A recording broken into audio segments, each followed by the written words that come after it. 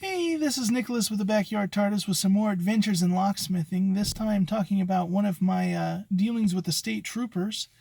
I got called out to an eviction, and normally I get called in advance, but this one, the eviction had already taken place, and then I got called out. And when I showed up, there was state troopers just loading the backs of their cars with rifles. I thought, whoa, what am I getting myself into? Is this some malicious group? And it wasn't that far outside of town, just at a country home.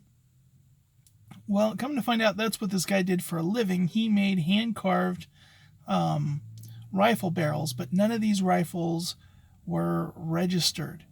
So he wasn't quite doing it legally. And on top of that, the big thing that got him is that he had rented out the back half of his property to some meth cookers who were doing that in a trailer. And so the young sheriff who was handling the eviction part of it, he says, I need you to come over here and do this. Now, we arrested these people last week and they're out on bail.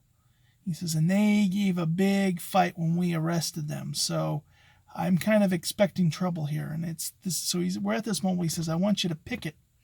I want you to walk back with the door, and that fallen tree over there, you're gonna run and jump and lay on the ground behind that. And then he pulls out his handgun, points it at the door lock, and says, go. And I'm thinking the whole time, I'm like 21 and just thinking, do I get a vest? But no, they don't provide any of that for you. If you want that, you have to provide that for yourself as a locksmith. But it turned out they weren't home.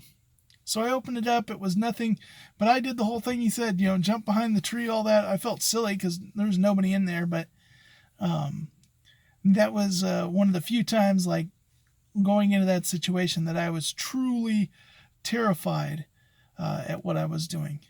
But that's just another adventure in locksmithing. Hope everyone's having a good day.